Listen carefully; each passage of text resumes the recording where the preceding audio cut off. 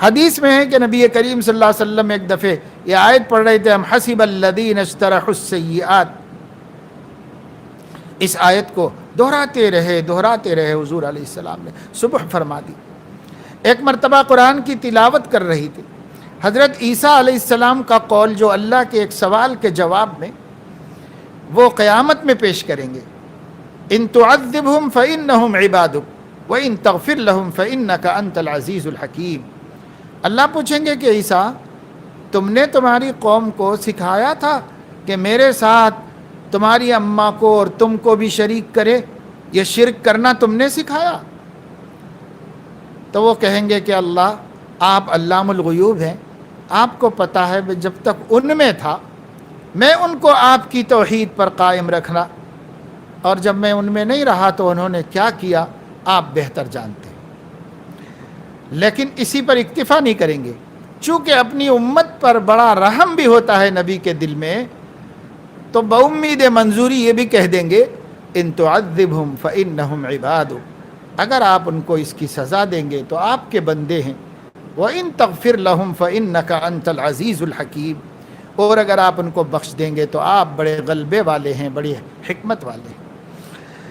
یہ حضرت عیسیٰ کا جواب ہوگا قیامت میں، جس کو اللہ نے قرآن میں اتارا۔ ہمارے آقا جب نماز میں کھڑے ہوئے نفل میں اور یہ آیت آ گئی، اسی آیت کو دہراتے صبح ہو گئی، اسی آیت کو دہراتے حضور سے۔ یہ تدبر ہوتا ہے، یہ قرآن مجید کے اندر سے اثر قبول کرنا ہوتا ہے، قرآن مجید کے مضامین سے اثر قبول کرنا، رونگٹے کھڑے ہونا، آنکھوں سے آنسو نکلنا، دل کا متاثر ہونا، اور آخرت کے مناظر کا سامنے آ جانا اور اس پر یقین کا پیدا ہونا، یہ ہے تدبر۔ ابھی جو آج کل لوگ کہتے ہیں کہ صاحب بے سمجھے پڑھنے سے کیا فائدہ، بے سمجھے پڑھنے سے کیا فائدہ، تو خود ان کو بھی نہیں معلوم کہ سمجھنا کسے کہتے ہیں۔ معلوم تو نہیں ہے لیکن ایک رٹاتے رہتے ہیں کہ بے سمجھے پڑھنا۔ ارے بے سمجھے پڑھنے والے کو کم سے کم 10 نیکیاں تو مل رہی ہیں، تم نہ سمجھ کے نہ بے سمجھے، ادھر کے نہ ادھر کے، کچھ کمانے والے نہیں۔ لیکن بہرحال سمجھنا تو چاہیے، اور جو سمجھے گا اس پر اس قسم کا اثر ہوتا ہے۔ صدیق اکبر جب قرآن پڑھتے تھے تو روتے تھے، اتنا روتے تھے کہ مکہ کے لوگوں نے آ کے ان سے ہاتھ جوڑے کہ گھر میں پڑھ لیا کریے، کہ باہر مت پڑھیے آپ۔ انہوں نے کہا کہ تمہارا کیا جاتا ہے، میں اپنے گھر کے صحن میں پڑھتا ہوں، کسی کے گھر میں آ کے تو نہیں پڑھ رہا ہوں۔ تو کہا کہ نہیں، جب تم قرآن پڑھتے ہو تو ہماری عورتیں، ہمارے بچے گھروں سے بے تحاشا نکل کے آ کے تمہارے پیچھے کھڑے سنتے ہیں، ہمیں ڈر ہے کہ وہ بے دین ہو جائیں گے،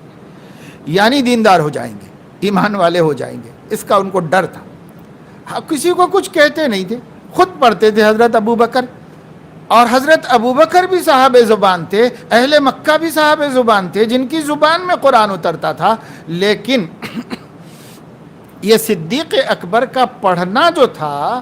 یہ پڑھنا ان کے ایمان و یقین کے نور کے ساتھ تھا، جس سے ان کی آواز میں قوت پیدا ہوتی تھی، اور وہ قوت لوگوں کے دلوں پر اثر انداز ہوتی تھی۔ اس کو تدبر کہتے ہیں، اس کو قرآن صحیح پڑھنا کہتے ہیں۔ یہ تو ہم نے کہاں سیکھا، یہ تو بہت بڑی بڑی باتیں کرنے والوں کو بھی نہیں آتا، یہ نہیں۔ ایک مرتبہ حضرت ابو ہریرہ رضی اللہ تعالیٰ عنہ فرماتے ہیں کہ ہم لوگ صفہ پہ بیٹھے ہوئے تھے، حضور علیہ الصلاۃ والسلام پر آیت نازل ہوئی، افمن ھذا الحدیث تعجبون وتضحکون ولا تبکون، افمن ھذا الحدیث تعجبون، کیا لوگ اس قرآن سے، اس بات سے، یعنی اس قرآن سے تعجب کر رہے ہیں کہ یہ اللہ کا کلام ہے، وتضحکون ولا تبکون، اور ہنس رہے ہیں، رونا نہیں آ رہا ہے انہیں قرآن سن کر کے۔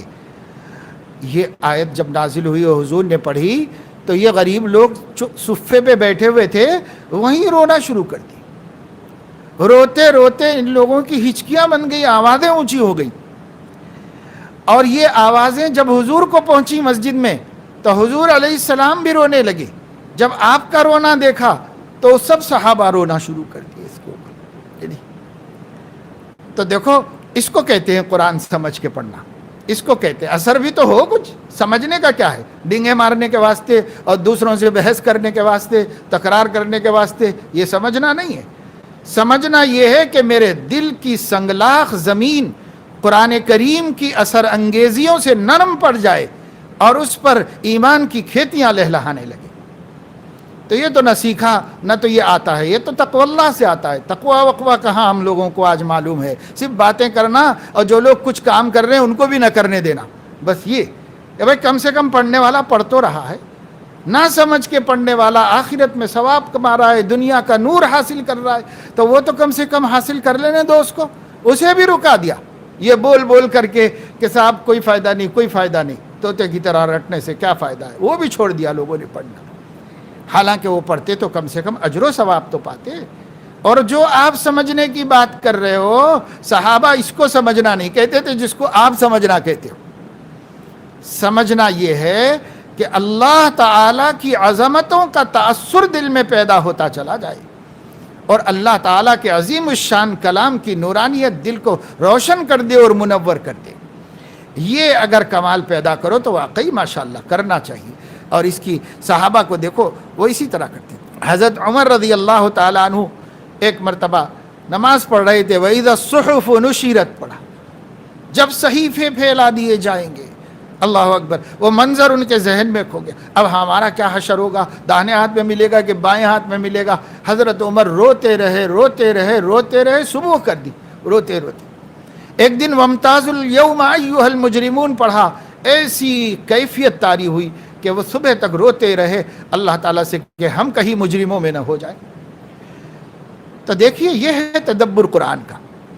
یہ تدبر ہے جو ان لوگوں کو نصیب ہوا جو قرآن اللہ سے ڈرنے والے تھے، ان لوگوں کو نصیب ہوا جو قرآن کے سمجھنے والے تھے۔ ان عذاب ربک لواقع، ایک مرتبہ یہ آیت پڑھی حضرت عمر نے تو غشی کھا گئے کہ اللہ کا عذاب تو آنے ہی والا ہے۔ اس پر یہ ہے اللہ کی باتوں پہ یقین کرنا، قرآن کی آیتوں پر یقین کرنا، اس کو کہتے ہیں قرآن سے اثر لینا، اس کو کہتے ہیں قرآن سمجھنا۔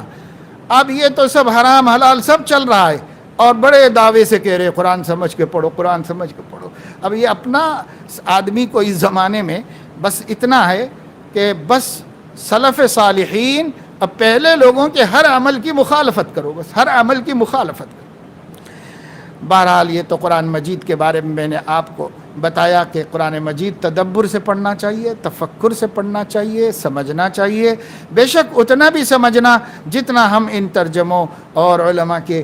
لکھے ہوئے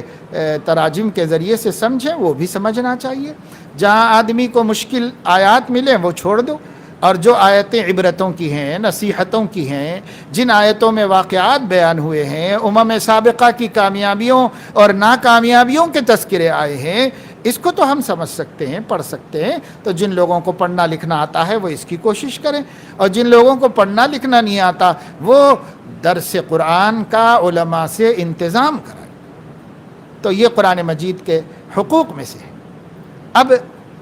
آخری بات رہ گئی، وہ یہ کہ یہ تو قرآن مجید کے حقوق میں سے، اور قرآن مجید اس طرح پڑھنا بھی چاہیے جس میں تدبر ہو، تفکر ہو، تذکر ہو، یعنی نصیحت قبول کرنا ہو، دل پر اثر ہو، کیفیت طاری ہو، اور تعلق مع اللہ بڑھے اور گناہ چھوٹیں اور زندگی میں تقوی کی روشنی نظر آئے۔ یہ ہے سمجھنا۔ اس طرح سمجھ کر قرآن پڑھیں، کیا کہنے، نور علی نور ہے اور سرور علی سرور ہے۔ لیکن نہیں تو بھی قرآن مجید کی تلاوت موقوف مت کیجیے، تلاوت صحیح پڑھنا سیکھ کر قرآن مجید کی بکثرت تلاوت کیجیے، ثواب تو کماتے رہیے، اور انشاءاللہ یہ ایسا کلام ربانی ہے کہ اگر آپ کو نہ سمجھ میں آئے تب بھی اپنا اثر چھوڑے بغیر نہیں رہے گا۔ چنانچہ تجربہ ہے، ایسے عجمی لوگ جن کو قرآن کچھ بھی نہیں سمجھ میں آتا، لیکن ان کا احترام کرنے اور پڑھتے رہنے سے ان کی زندگیوں میں وہ نورانیت آئی اور قرآن کی برکت سے حسن خاتمہ ہوا اور اچھا انجام ان کا اللہ تعالیٰ نے کیا۔ اس لیے اس کا خیال دھیان رکھنا چاہیے۔ ایسے امام ابن تیمیہ رحمۃ اللہ علیہ اس قدر کثرت سے تلاوت فرماتے تھے کہ اخیر میں جیل میں ان کو ڈال دیا گیا تھا۔ دشمنوں نے بادشاہوں کو بدگمان کر کے انہیں جیل میں بھیج دیا۔ بڑے عالم دین تھے، تو جیل میں انہوں نے روزانہ قرآن مجید اپنے بھائی کو ایک سناتے تھے، ایک قرآن روز اپنے بھائی کو سناتے تھے۔ لوگ کہتے ہیں کہ نبی نے منع کیا ہے اس لیے جائز نہیں ہے پڑھنا۔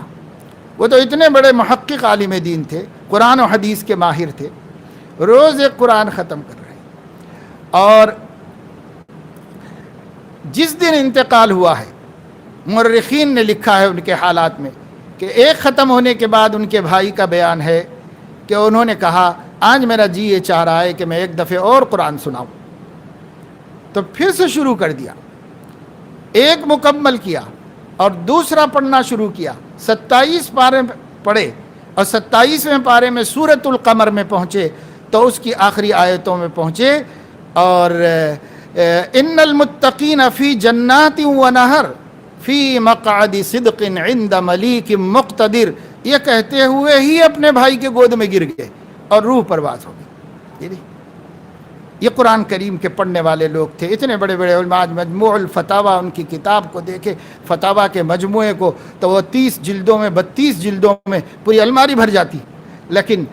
اس کے ساتھ ساتھ قرآن کا عشق بھی تھا اور قرآن کریم کی تلاوت کا معمول بھی تھا، قرآن کریم پڑھا کرتے تھے۔ رمضان میں تو قرآن پڑھنے والوں کا کیا کہنا، سیدنا عثمان غنی روزانہ قرآن پڑھتے تھے، کیا ان کو حضور کی یہ بات نہیں پہنچی تھی کہ انہوں نے عبداللہ ابن عمر کو 3 دن سے کم میں نہ پڑھنے کے لیے فرمایا تھا، اور یہ فرمایا تھا کہ یہ سمجھا نہیں جا سکتا، تو انہوں نے یہ بات حضرت عثمان غنی کو نہیں معلوم تھی، لیکن حضرت عثمان غنی رضی اللہ تعالیٰ عنہ پڑھتے تھے۔ حضرت عبداللہ ابن عمر ابن العاص رضی اللہ تعالیٰ عنہ فرماتے ہیں کہ میں روزانہ قرآن پڑھتا تھا رات میں، تو مجھے حضور علیہ السلام نے بلا کے منع کیا اور وجہ بتائی کہ تم اہل و عیال کے حقوق نہیں ادا کر رہے ہو، اپنے نفس کا بھی حق ہے، اپنی بیوی کا بھی حق ہے، حقوق ادا کرو اور ایسا مت کرو۔ اس لیے حضور علیہ السلام نے ان کو ان کی بے اعتدالی سے روکا، ورنہ جس آدمی کے اوپر ذمہ داریاں نہ ہو، وقت میں گنجائش ہو اور اس کے وقت میں اللہ نے برکت دی ہو، اسے ذوق ہو، وہ حافظ ہو اور عمدہ طریقے سے جلد پڑھ سکتا ہو، بغیر غلطیاں کیے ہوئے، بغیر قرآن کی بے ادبی کیے ہوئے، سرعت سے تیزی سے پڑھ سکتا ہو، تو اس کو قرآن ختم کرنے میں کیا کوئی حرج نہیں، کوئی ممانعت نہیں۔ ممانعت ہوتی تو سلف صالحین اس کو خود منع کر دیتے۔ اس لیے پسند تو یہ کیا گیا ہے کہ تدبر کے ساتھ قرآن پڑھے تو 3 دن میں پڑھے، تو یعنی 3 دن سے کم میں قرآن ختم نہ کرے، تو ظاہر ہے کہ تفقہ و تدبر سے تو پڑھے گا۔ تو جو تدبر اور تفقہ کون کر سکتا ہے؟ جس کو قرآن مجید سمجھ میں آ رہا ہو، اور جس کو قرآن مجید سمجھ میں نہ آ رہا ہو تو کیا وہ سرے سے پڑھے ہی نہیں، پڑھنا ہی چھوڑ دے قرآن مجید؟ یہ کہاں کی بات ہے۔ بہرحال اسی طریقے سے امام ابو حنیفہ رحمۃ اللہ علیہ کے بارے میں معتبر محدثین نے، جن کے صحیح کہنے سے لوگ صحیح مانتے ہیں حدیث کو، اور جن کے ضعیف کہنے سے لوگ ضعیف مانتے ہیں، وہ کہہ رہے ہیں کہ امام ابو حنیفہ رمضان میں دن میں ایک ختم کرتے تھے، رات میں ایک ختم کرتے ہیں، تو اب کہہ رہے ہیں کہ یہ اپنے بڑوں کی تعریف کرنے کے لیے کہہ رہے ہیں۔ تو بھائی اگر وہ جھوٹے لوگ ہیں تو پھر ان کے صحیح ضعیف کہنے پر کیسے اعتبار کر رہے ہو؟ اور اگر وہ سچے لوگ ہیں تو ان کی ان باتوں، ان خبروں پر کیوں اعتبار نہیں کرتے؟ اصل میں بات یہ ہے کہ لوگ ان حضرات کو اپنے پہ قیاس کرتے ہیں۔ ہم جیسے بحر الکاہل، وہ کیا بڑے بڑے علم والوں کے، جن کے علم میں کیا برکت تھی، ان کی زندگی میں کیسی کیسی تصنیفات ہوئی ہیں، کتنا کام انہوں نے کیا ہے، کتنے 2.5 لاکھ مسائل جس نے حل کیے ہو، اس کی زندگی میں کتنی برکتیں ہوں۔ تو اس وجہ سے اپنے پر قیاس مت کرو بزرگوں کو، کار پاکانہ بر خود قیاس مگیر۔ وہ بھی ایک انسان، ہم بھی ایک انسان، بولنا آسان ہے لیکن ویسے انسان بن کے تو بتاؤ، یہ کوئی کھیل تماشا نہیں ہے۔ اس لیے آپ نہ کر سکو نہ کرو، لیکن جھٹلاؤ مت اللہ والوں کو، ان کے علم کو، ان کے عمل کو مت جھٹلاؤ۔ ان کے عملوں کی مثالیں ہمارے عمل کا سبب بنتی ہیں، لوگ اسے دیکھ دیکھ کے، سن کے اللہ والے بنے ہیں۔ آپ جھٹلا کے کیوں اپنے آپ کو خراب کر رہے ہو، اپنے آپ کو برباد کر رہے ہو؟ امام شافعی رحمۃ اللہ علیہ کے بارے میں کئی محدثین کہتے ہیں وہ روزانہ رات میں ایک قرآن ختم فرماتے تھے۔ امام شافعی کو یہ حدیث نہیں پہنچی تھی ابو داؤد والی، وہ حدیث امام شافعی کو بھی پہنچی تھی، لیکن وہ پڑھتے تھے قرآن روزانہ، کیونکہ ان کو معلوم تھا کہ اس حدیث کا منشا کیا ہے، کہ کثرت تلاوت سے حضور نے منع نہیں فرمایا ہے، کسی کو مخصوص حالات میں مشورہ دیا ہے، اور یہ بھی فرمایا ہے کہ اس میں تفقہ اچھا ہوگا، تو تفقہ کے لیے تو پڑھنے والا اسی اطمینان سے پڑھے گا، تبھی وہ فائدہ حاصل ہوگا۔ لیکن جو صرف ثواب کے لیے پڑھنا چاہ رہا ہے اللہ پاک کے کلام کو، تو اس کو پڑھنے کی اجازت تھی، اسی وجہ سے ان حضرات نے پڑھا۔ اور امام بیہقی رحمہ اللہ اپنی سند کے ساتھ نقل فرما رہے ہیں کہ امام بخاری رحمۃ اللہ علیہ رمضان میں دن میں ایک قرآن ختم کرتے تھے، رات میں تہجد میں 10 پارے روزانہ پڑھتے تھے، روزانہ 10 پارے پڑھتے تھے، اور ایک ختم قرآن مجید کا وہ کرتے تھے تراویح میں، خود تراویح سنا کر 20 آیتیں ہر رکعت میں پڑھتے تھے۔ اس طرح امام بخاری رحمۃ اللہ علیہ کا قرآن کا ذوق تھا رمضان شریف کے اندر۔ اور اسی طریقے سے سعید ابن جبیر، صالح بن کیسان، مجاہد، امام احمد بن حنبل وغیرہ کثرت سے قرآن پڑھتے تھے۔ امام احمد ابن حنبل، ان کے بیٹے کہتے ہیں کہ ہفتے میں 2 قرآن ختم کرتے تھے، ایک دن میں ایک رات میں ختم کرتے تھے۔ اور ایک دن حرم شریف میں انہوں نے رات میں نماز کی نیت باندھی، 2 رکعت میں مکمل قرآن کی تلاوت فرمائی۔ تو امام احمد ابن حنبل کو یہ حدیث نہیں معلوم ہے، اور خود امام ابو داود نے اپنی سند کے ساتھ نقل کیا ہے حضرت یحییٰ بن سعید القطان کے بارے میں کہ وہ قرآن مجید کس کثرت سے پڑھا کرتے تھے۔ بہرحال خلاصہ یہ ہے کہ بھائی دیکھو، ہر کسی عالم کے اوپر کچھ تنقید کرنے والے ہوتے ہیں، تنقید کرنے والوں کو نہیں دیکھنا چاہیے۔ ان کے تعریف کرنے والے، اعتبار کرنے والے کتنے ہیں؟ یہ وہ ائمہ جن کے میں نام لے رہا ہوں کثرت تلاوت کرنے کے، یہ وہ ائمہ ہے جن میں سے ہر ایک پر کچھ لوگوں نے کیچڑ بھی اچھالا ہے اور تنقید بھی کی ہے اور ان کی تعریف بھی کی گئی ہے۔ لیکن اگر آپ ان کی تاریخ پڑھیں گے تو 100 میں 99 آدمیوں نے ان کے تقوی، ان کے علم، ان کے ورع، ان کی خشیت خود، ان کے اتباع سنت کی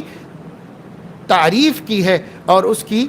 ثبوت پیش کیا ہے۔ اور 100 میں 1 نے ان کے اوپر کوئی بات کہہ دی ہے، غلط قرار دیا ہے، ان کے عمل کو غلط قرار، ٹھیک ہے، کبھی عمل کسی بڑے کا بھی غلط ہو سکتا ہے، لیکن یہ ہے کہ جب 100 میں 99 کہہ رہے ہیں کہ ان کا یہ صحیح عمل ہے، تو اب 1 کی تنقید کو دیکھیں گے یا 99 کی تعریف کو دیکھیں گے؟ اس لیے لوگ ہمارے اکابر پر، اسلاف پر، محدثین پر، فقہا پر، ائمہ پر اگر زبانیں اٹھاتے ہیں تنقید کی، کھولتے ہیں، تو کھولنے دو، ان کی بد نصیبی۔ اسی وجہ سے وہ خود بد عمل بنے ہوئے ہیں، ان کو بھی عمل کی توفیق نہیں ہو رہی ہے، اور صرف لفاظی بحث، تکرار، مناظرے، مباحثے یہ کر رہے ہیں، عمل کا کچھ بھی نہیں ہے، سب صفر ہیں عمل کے اندر۔ اور جو لوگ ان کی تعریف کر رہے ہیں وہ خود بھی اللہ والے تھے جو ان کی تعریف کر رہے تھے، وہ خود بھی علماء تھے جو ان کے علم کی تعریف کر رہے تھے، جو خود بھی متبع سنت تھے جو ان کی اتباع سنت کی تعریف کر رہے تھے۔ تو ایسے متبعین سنت پر جان بوجھ کر کے بھئی ایک غلطی کبھی انسان سے اچانک ہو جائے سمجھ میں آتی ہے، ایک غلطی ایک انسان زندگی بھر کر رہا ہے اور اس کے سامنے قرآن حدیث ہے اور آپ ان کو کچھ کہہ رہے ہیں۔ تو مجھے ہمیشہ ایک شاعر کا، عربی شاعر کا ایک شعر یاد آتا ہے اور جو بڑا موضوع محسوس ہوتا ہے ایسے موقع پر، کہ ایک بڑے شاعر کی کسی نے بڑی تنقید کی، تنقیص کی، تو اس نے ساری تنقید سننے کے بعد ایک ہی شعر کہا، اس نے سینکڑوں شعروں میں ان کی برائی کی تھی، انہوں نے جواب میں ایک شعر کہا، وَإِذَا أَتَتْكَ مَذَمَّتِي مِن نَاقِصٍ فَهِيَ الشَّهَادَةُ لِي بِأَنِّي كَامِلُ، کہ دیکھو بابا، اگر کسی کم عقل، کم علم، ناقص آدمی سے میری مذمت تم کو سننے کو ملے تو ناقص کا میری مذمت کرنا ہی اس بات کی گواہی ہے کہ میں کامل ہوں۔ تو شاید ہمارے یہ تمام اکابر اور ائمہ یہی کہہ رہے ہوں آج کل کے زبان درازوں سے کہ فَإِذَا أَتَتْكَ مَذَمَّتِي مِن نَاقِصٍ فَهِيَ الشَّهَادَةُ لِي بِأَنِّي كَامِلُ، جن لوگوں کی زبانوں سے ہماری برائیاں ہو رہی ہیں یہی اس بات کا ثبوت ہے کہ ہم کامل ہیں۔ اللہ تعالیٰ اپنے فضل و کرم سے ہمیں اپنے سلف پر اعتماد نصیب فرمائے، ان لوگوں کے اتباع سنت کی محبت نصیب فرمائے، ان لوگوں کی سے اتباع سنت و کثرت عمل کو سیکھنے کی توفیق عطا فرمائے اللہ رب العزت۔ اور اللہ تعالیٰ اپنے کرم سے، اپنے فضل سے ہمیں بھی قرآن مجید کی بکثرت تلاوت کرنے اور سمجھ کر بھی تلاوت کرنے، اور خود میں سمجھنے کی اہلیت نہ ہو تو جو سمجھا سکتے ہوں ان کے ذریعے سے سمجھنے کی بھی اللہ پاک ہم سب کو اپنے کرم سے توفیق نصیب فرمائے۔ اور جو تأثر لینا ہے، جو کیفیات قرآن سے حاصل ہونی ہے، وہ بھی اللہ پاک ہمیں نصیب فرمائے. آمین. وآخر دعوانا ان الحمد للہ رب العالمین. سبحانک اللہم وبحمدک نشہد ان لا الہ الا انت نستغفرک ونتوب الیک.